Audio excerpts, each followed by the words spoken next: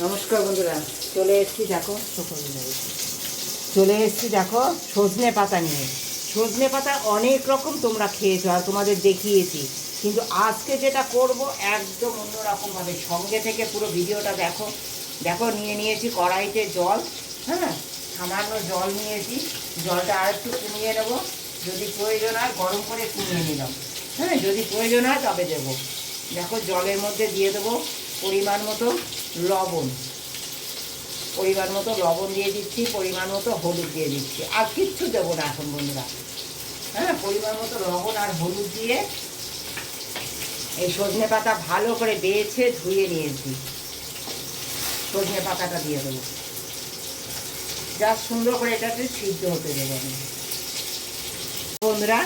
এই যে দেখো ফুটে গেছে, একটু ঢেকে দেবো 1 মিনিটের জন্য। বন্ধুরা কড়াইতে নিয়ে নিয়েছি সামান্য 1 চামচ তেল, বেশি তেল না, এটা কড়াইতে ওরকম দেখাচ্ছে কিন্তু দেখো এই যে এতটুকু তেল। হ্যাঁ এই তেল দেখো, তেলে দিয়ে দেবো আমি প্রথমে একটুখানি সামান্য রাঁধুনি দেবো, সামান্য একদম সামান্য একটুখানি রাঁধুনি, একটা গোটা শুকনো লঙ্কা,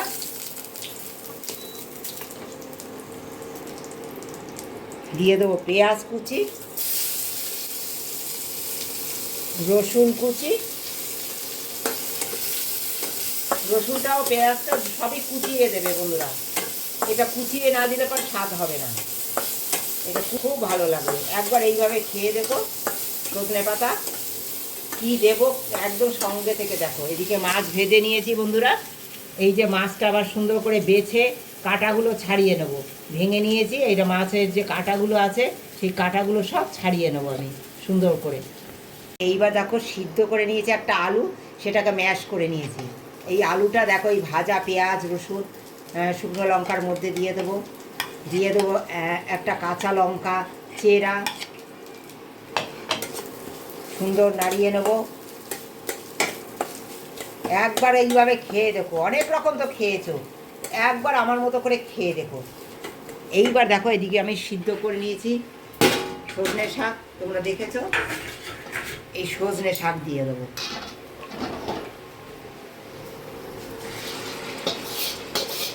তোমরা কম বেশি করে নিতে পারো। শাকটা আলুটা পেঁয়াজ রসুন মাছ সব কিছু তোমরা কম বেশি করে নিতে পারো।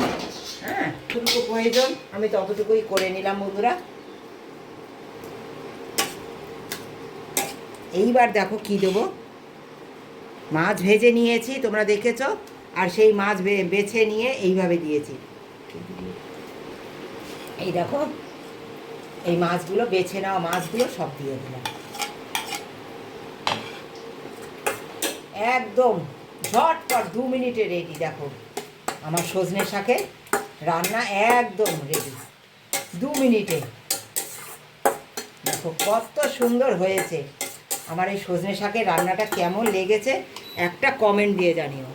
দেখো বন্ধুরা আমি কিন্তু কোনো চিনি দিলাম না, হ্যাঁ তোমরা যদি চাও এতে চিনি দিতে পারো। আমি জাস্ট একটুখানি শাক যেহেতু তাই একটুখানি মিশ্রির গুঁড়ো, সামান্য একটুখানি মিশ্রির গুঁড়ো দিয়ে দিলাম, একদম 1 চিমটি।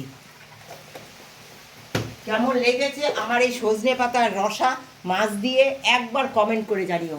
ভালোবাসা দিয়ে যারা পুরো ভিডিওটা দেখেছো তাদেরকে অনেক ধন্যবাদ, অনেক ভালোবাসা।